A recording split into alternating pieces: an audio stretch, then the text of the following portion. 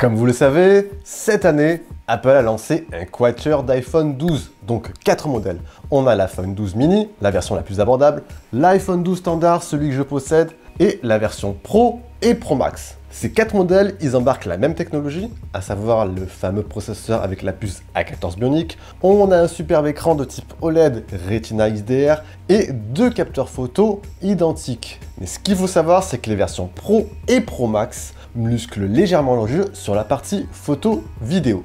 Donc, en somme, les versions mini et standard se retrouvent donc dépourvues d'un capteur téléobjectif et du fameux scanner LiDAR qui permet l'analyse de l'environnement 3D. Mais alors, que vaut vraiment cet iPhone 12 standard sur la partie photo? Et bien c'est ce qu'on va voir durant cette vidéo les amis, donc je vous invite réellement à rester jusqu'au bout. Hey, tu atterris par hasard ici, moi je me présente vite fait, c'est Jojo et sur cette chaîne on parle principalement high-tech, applications, smartphones. Donc si tu aimes ce genre de contenu, une chose te reste à faire, abonne-toi et pense à activer la petite cloche juste en bas. Allez sur ce, si t'es prêt je te dis, let's go! Un fait est sûr, aujourd'hui les amis, la partie photo-vidéo est un volet primordial pour chaque constructeur. À l'heure où les réseaux sociaux prennent de plus en plus de place dans notre quotidien, paf, tu sors, tu prends un cliché, tu manges, tu prends un cliché, tu fais du sport, tu prends un cliché, bref, tu prends des clichés tous les jours. Les marques rivalisent de prouesse pour nous obtenir des clichés de plus en plus qualitatifs. Mais alors, que vaut cet iPhone 12 sur le volet photo ? Déjà, sur le plan technique, il embarque 2 capteurs. On a le capteur principal, un grand angle de 12 mégapixels avec une ouverture constante de f1.6 qui possède une stabilisation optique de l'image, un zoom optique x2 et un zoom numérique x5 et le 100% focus pixel qui permet une mise au point très rapide. Ensuite, on a le second capteur, c'est un capteur ultra grand angle avec une définition de 12 mégapixels et une ouverture constante de f2.4 qui permet d'avoir un champ élargi de 120 degrés.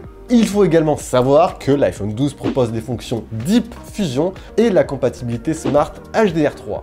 Donc en somme, pour améliorer davantage la qualité numérique de vos clichés. Alors, dans les faits, avec une bonne source de luminosité, l'iPhone 12 est tout bonnement excellent et il fait partie des meilleurs smartphones que j'ai pu tester à l'heure actuelle. En fait, cette qualité, elle est due à quoi? Elle est boostée par la compatibilité Smart HDR3 qui permet en fait d'avoir une plage dynamique plus étendue et de la fonction Deep Fusion qui va en fait compiler plusieurs clichés pour les assembler et ensuite les fusionner. Donc on a les meilleures portions, on les assemble et on les fusionne. Honnêtement, dans les scènes de tous les jours, la qualité, le piqué, les détails, la colorimétrie, tout est quasiment parfait. Le traitement numérique s'adapte réellement à tout type de scène et ça personnellement j'adore et c'est réellement un bon point. Le mode portrait quant à lui j'ai trouvé qu'il était également très bon même en l'absence du fameux scanner LiDAR 3D qui permet l'analyse de l'environnement 3D. Le rendu lui est assez naturel sans être non plus exceptionnel. Le flou d'arrière-plan il est plutôt bien maîtrisé, assez smooth. Le détourage également.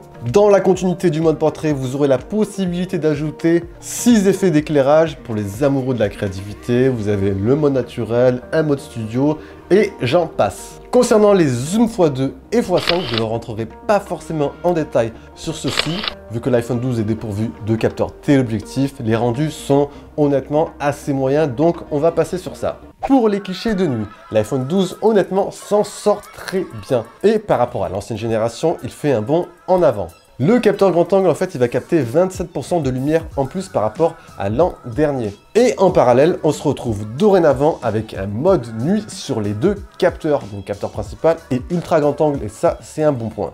Dans l'ensemble, j'ai trouvé que les clichés sont assez détaillés. Il y a une bonne gestion des lumières, même si on retrouve parfois ce fameux halo sur les lampadaires. La colorimétrie est également très proche de la réalité. Bref, du très bon travail. Bon, après, les plus tatillons d'entre vous remarqueront que certains clichés de nuit sont très légèrement flous sur les bords. Mais après, ça reste du petit détail. Dans l'ensemble, je dirais que le mode nuit est assez bien maîtrisé et le rendu assez bon dans l'ensemble.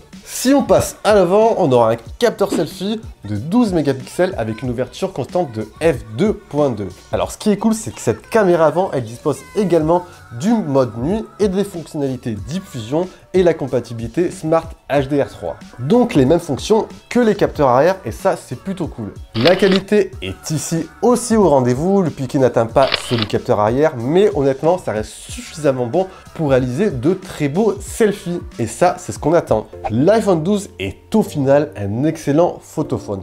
Bon, il est vrai qu'en termes de polyvalence on se contentera ici de seulement 2 capteurs, un capteur grand angle et un ultra grand angle, mais la qualité est réellement présente et c'est ça qu'on attend. Piqué, bonne gestion de la colorimétrie, un mode nuit qui s'affine chaque année, bref, cette version suffira amplement à la majorité des utilisateurs. Après, bon, pour celles et ceux qui veulent aller un peu plus loin en termes de qualité, en termes de polyvalence, tournez-vous pourquoi pas vers la version Pro ou Pro Max, mais honnêtement, pour la majorité des personnes, les différences seront très peu perceptibles et celui-ci conviendra pour quasiment tous les cas.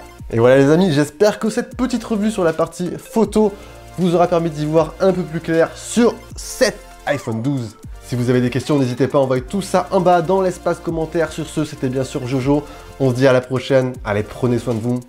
Ciao, ciao.